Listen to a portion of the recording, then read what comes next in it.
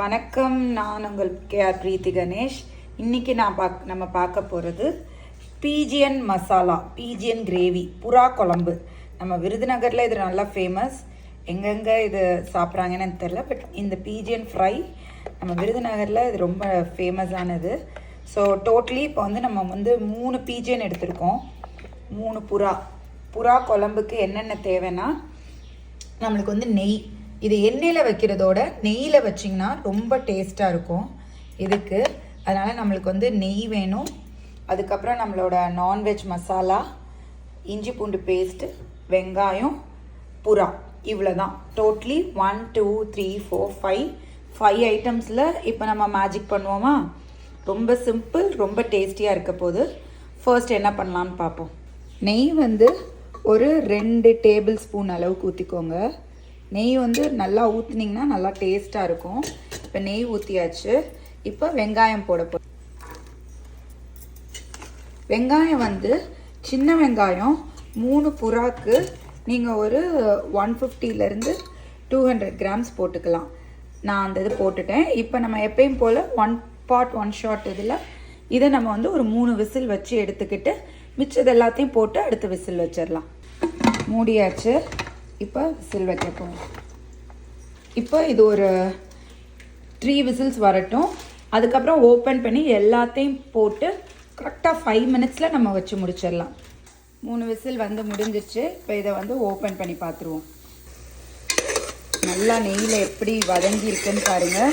3 whistle வச்சிங்கன்னா இவ்வளோ சூப்பராக வதங்கிடும். புறாக்கு எப்பவுமே நெய் ரொம்ப டேஸ்ட்டாக இருக்கும்னு அம்மா சொல்லுவாங்க. ஸோ இந்த நெய் நல்ல ஃப்ளேவரும் இதுவும் கொடுக்கும். நம்ம எண்ணெயே ஊற்றலை, நெய் மட்டும்தான் ஊற்றிருக்கோம். இப்போ நம்ம புறாவை போட்டுருவோம். அதுக்கப்புறம் இஞ்சி பூண்டு பேஸ்ட்டு,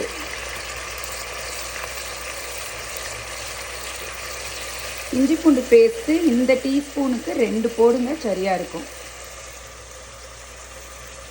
கொஞ்ச நேரம் இஞ்சி பூண்டு பேஸ்ட்டை போட்டு இதை வதக்கிட்டு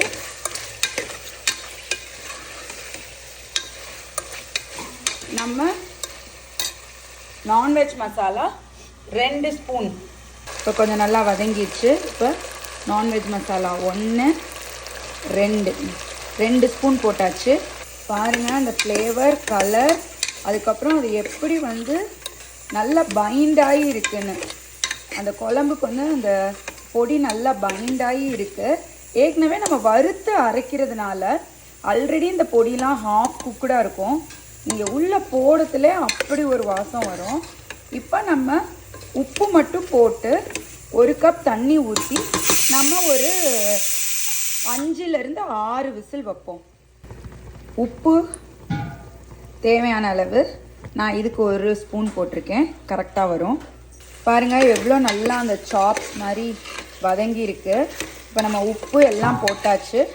இப்போ நம்ம இந்த 1 டம்ளருக்கு தண்ணி ஊற்ற போகிறோம்.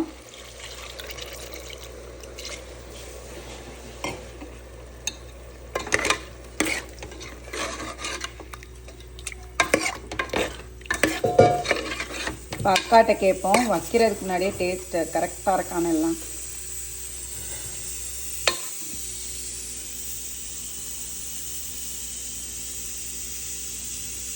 எல்லாம் கரெக்டாக நல்லா இருக்கு. பர்ஃபெக்டாக அவுட் ஆஃப் த வேர்ல்டாக இது இருக்கும். இந்த புறா குழம்பு இது சப்பாத்தி, ரைஸு எல்லாத்துக்கும் நல்லா இருக்கும். அந்த கலர் பாருங்களேன், நம்மளோட நான்வெஜ் மசாலாவோட கலர் அந்த குழம்புக்கு எவ்வளோ நல்லா இருக்குன்னு. இப்போ அப்படியே அரோமேட்டிக்காக அவ்வளோ நல்லா ஸ்மெல் வருது. நீங்கள் நல்லா கிரேவியாக வைக்கணும்னா 1 சொம்பு ஊற்றுங்க. கொஞ்சம் சாப்ஸ் மாதிரி வைக்கணும்னா 1/2 சொம்பு ஊற்றுனீங்கனாலே போதும். இப்போ இதை நம்ம 3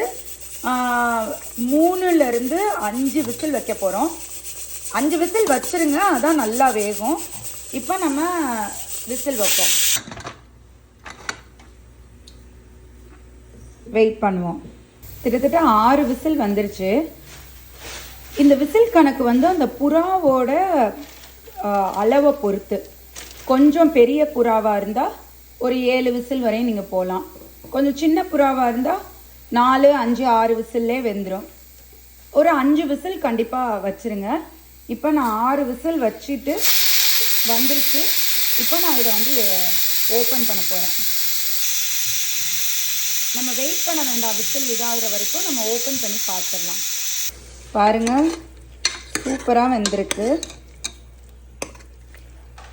புறா அப்படியே சாப்ஸ் மாதிரி எப்படி பைண்ட் ஆகி வந்திருக்குங்கிறத பாருங்கள்.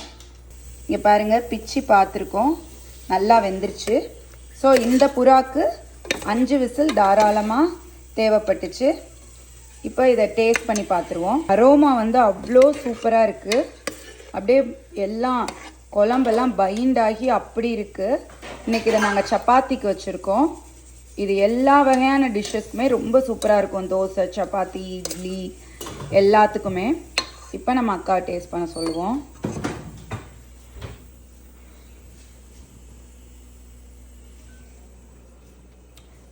ரொம்ப எல்லாம் கரெக்டாக ரொம்ப சூப்பராக இருக்குது. இவ்வளோ சிம்பிளாக வெறும் புறா, வெங்காயம், இஞ்சி பூண்டு பேஸ்ட்டு, நம்ம யூனிக் நான்வெஜ் மசாலா, உப்பு, இது மட்டும் சேர்த்தாலே அவ்வளோ டேஸ்டியான புறா குழம்பு ரெடி. நீங்களும் ட்ரை பண்ணி பார்த்துட்டு எப்படி இருக்குன்னு சொல்லுங்கள். பிஜிஎன் மசாலா ஆர் புறா குழம்பு ரெடி.